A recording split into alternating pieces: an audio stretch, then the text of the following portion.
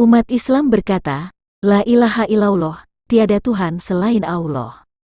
Apakah Allah yang diimani umat Islam adalah Dia yang menurunkan Taurat dan Injil? Di dalam Al-Quran ada beberapa sosok yang dianggap sebagai Allah dan pribadi yang sama padahal berbeda, yaitu Allah SWT, yaitu Allah yang tidak patut berfirman kepada manusia. Allah yang berfirman langsung kepada utusannya, yaitu Allah yang menurunkan Taurat dan Injil. Tuhan negeri Mekah pemilik Ka'bah, sosok kami yang kemudian teridentifikasi bernama Jibril. Allah SWT, yaitu Allah yang tidak patut berfirman kepada manusia. Al-Quran berkata, dan tidaklah patut bagi seorang manusia bahwa Allah akan berbicara kepadanya, kecuali dengan perantaraan wahyu atau dari belakang tabir atau dengan mengutus utusan lalu diwahyukan kepadanya dengan izinnya apa yang Dia kehendaki. Sungguh, Dia Maha Tinggi, Maha Bijaksana. Quran Surah As-Syura ayat 51. Segala puji bagi Allah pencipta langit dan bumi, yang menjadikan malaikat sebagai utusan-utusan untuk mengurus berbagai macam urusan, dan seterusnya. Quran Surah Fatir ayat 1. Allah SWT ini bersemayam di arsinya. Dengan demikian, Allah SWT ini tidak pernah berhubungan langsung dengan manusia selain melalui malaikat-malaikatnya, sehingga Dia tidak maha hadir. Sebelum Muhammad lahir, orang-orang pagan Arab mengatakan jika yang mereka sembah melalui patung-patung di Ka'bah adalah Allah.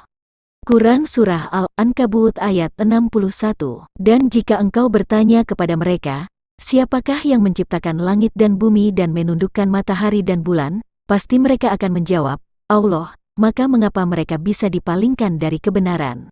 Pernyataan yang sama dapat Anda baca di Quran Surah Luqman ayat 25, Quran Surah Az-Zukhruf ayat 87, dan lain-lain. Pribadi yang diimani sebagai Allah ini hanyalah berdasarkan imajinasi orang Arab, sebab Dia tidak pernah menyatakan diri kepada mereka, sehingga mereka beribadah kepadanya dengan cara menyembah patung-patung berhala. Allah Musa, yaitu Allah yang berfirman langsung kepada utusannya, sebab Dia maha hadir. Di dalam Al-Quran pun itu diakui. Dan ada beberapa rasul yang telah kami kisahkan mereka kepadamu sebelumnya dan ada beberapa rasul lain yang tidak kami kisahkan mereka kepadamu. Dan kepada Musa, Allah berfirman langsung, Quran Surah An-Nisa ayat 164.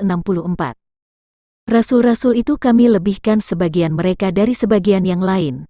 Di antara mereka ada yang langsung Allah berfirman dengannya dan sebagian lagi ada yang ditinggikannya beberapa derajat, dan seterusnya. Quran Surah Al-Baqarah ayat 253. Contoh ayat-ayat yang menunjukkan Allah berfirman kepada Musa, Quran Surah Al-A'raf ayat 143-144, Quran Surah Taha ayat 12-14, Quran Surah Al-A'raf ayat 9-10, Quran Surah Al-Qahas ayat 30-31, dan lain-lain. Allah yang berfirman langsung ini memiliki roh dan firman. Roh Allah inilah yang kemudian menjelma menjadi seorang laki-laki bernama Yesus dan Ia adalah firman Allah. Apakah Allah yang berfirman langsung kepada Musa, Allah yang maha hadir, yaitu Allah yang menurunkan Taurat dan Injil dapat disamakan dengan Allah yang tidak patut berfirman kepada manusia, Allah yang tidak maha hadir, yang wahyunya dalam bentuk tulisan? Tentu tidak. Muhammad baru muncul tahun 610-632 Masehi, dan ajaran yang dibawa oleh Muhammad kepada Bani Quraisy menurut Quran Surah Al-An'am ayat 92, Quran Surah Al-Ahqaf ayat 12, Quran Surah As-Syura ayat 7 adalah Taurat dan Injil yang disampaikan dalam bahasa Arab, yang tidak ada hubungannya dengan ilah berhala bangsa Arab di Ka'bah. Berdasarkan faktanya umat Islam beriman kepada umat Islam menyembah Tuhan negeri Mekah, pemilik Ka'bah. Umat Islam beriman kepada wahyu Muhammad. Umat Islam beriman kepada wahyu atau kitab-kitab karangan para ulama. Umat Islam memuliakan Hajar Aswad dan menempatkannya di Ka'bah. 1. Umat Islam menyembah Tuhan negeri Mekah, pemilik Ka'bah. Al-Quran berkata, Aku Muhammad, hanya diperintahkan menyembah Tuhan negeri ini, Mekah. Quran Surah An-Naml ayat 91. Maka hendaklah mereka menyembah Tuhan pemilik rumah ini. Ka'bah. Quran Surah Al-Quraisy ayat 3. Kedua ayat ini turun ketika Ka'bah masih sebagai tempat penyembahan berhala. Siapa sosok Tuhan negeri Mekah pemilik rumah Ka'bah?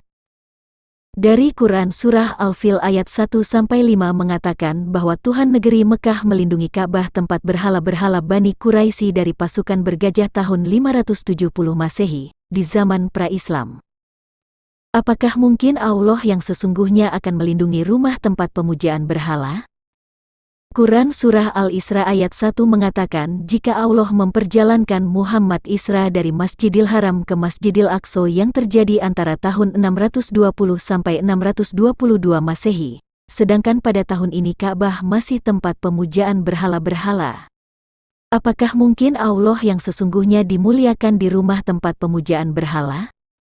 Ayat-ayat ini termasuk surat-surat Makkiyah yang menurut para ulama ayat-ayat ini turun ketika Muhammad masih berada di Mekah yaitu antara tahun 610 sampai 622 Masehi. Ketika itu Ka'bah adalah tempat pemujaan berhala.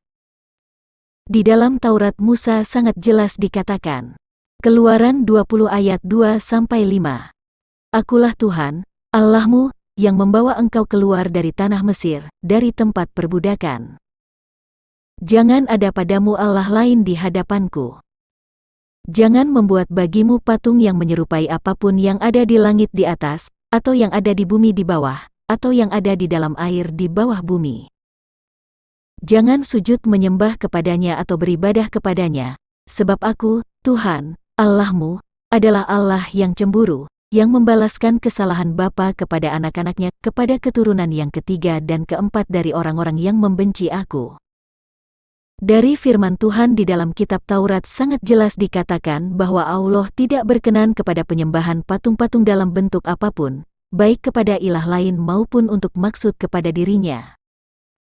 Dengan demikian, sangat jelas kelihatan jika Tuhan negeri Mekah pemilik Ka'bah bukan pribadi yang menurunkan Taurat dan Injil, yaitu Allah Musa, Allah Ibrahim, Allah pencipta alam semesta beserta segala isinya, yang disembah oleh orang Israel dan Kristen. Siapa Tuhan negeri Mekah, pemilik Ka'bah tersebut?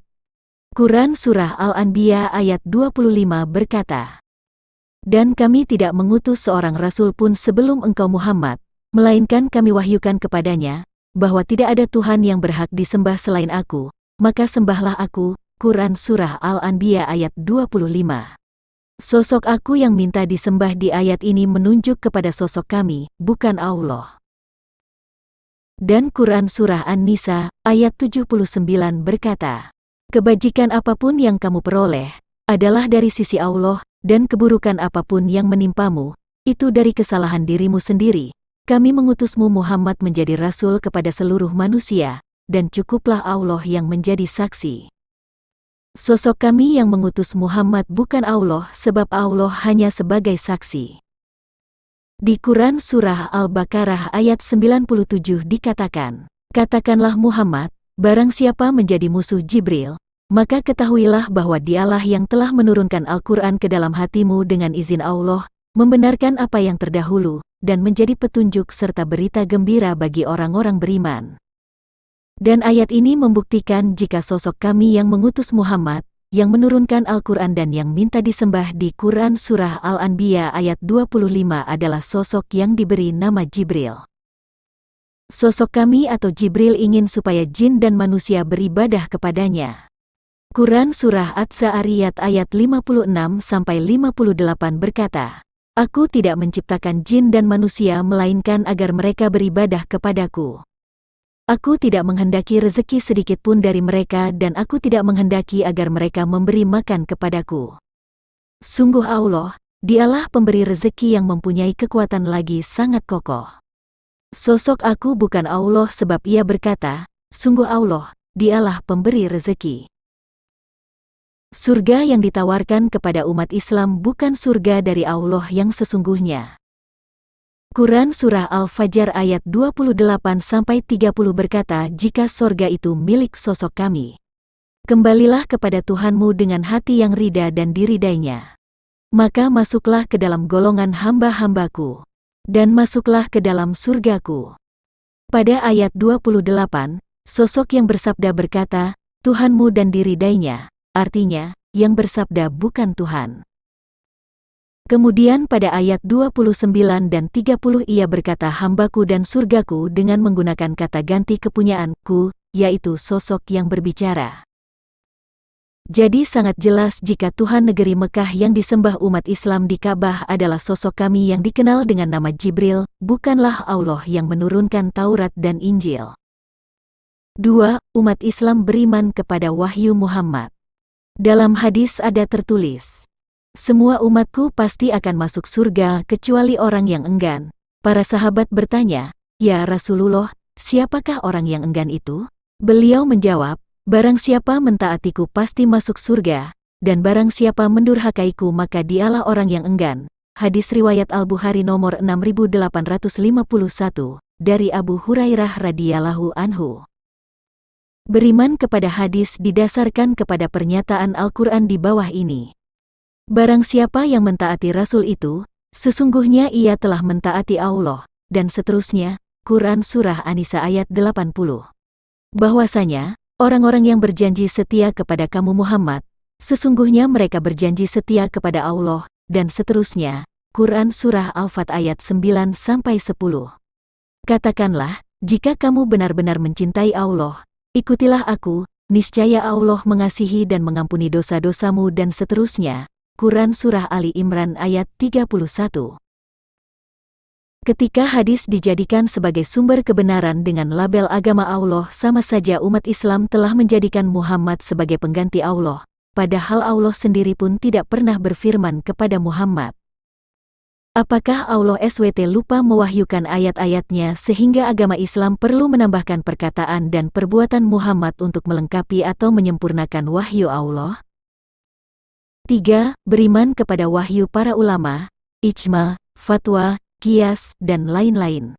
Ketika umat Islam menjadikan pendapat ulama sebagai sumber kebenaran untuk agama Allah selain Al-Quran, maka dengan sendirinya umat Islam telah menjadikan ulama sebagai pengganti Allah.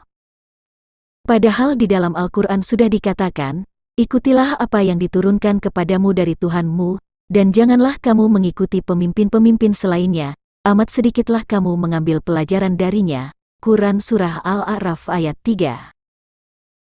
Barang siapa tidak memutuskan dengan apa yang diturunkan Allah, maka mereka itulah orang-orang kafir.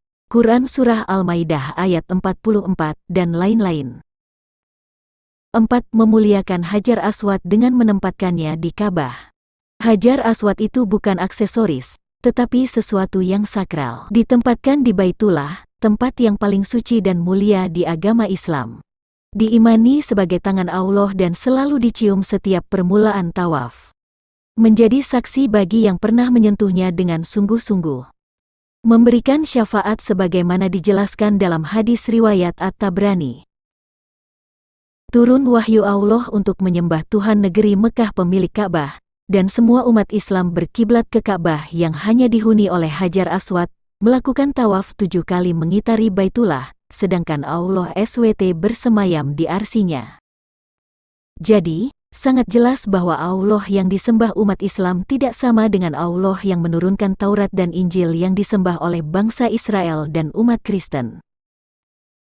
Taurat dan Injil yang ada dalam Al-Quran sudah mengalami perubahan sejalan dengan perubahan kiblat umat Islam dari Yerusalem ke Ka'bah, tempat penyembahan berhala Bani Quraisy. Sehingga jangan heran jika jin beriman kepada Al-Quran yang isinya telah mengubah Taurat dan Injil dan menjadikan Tuhan negeri Mekah sebagai Allah SWT.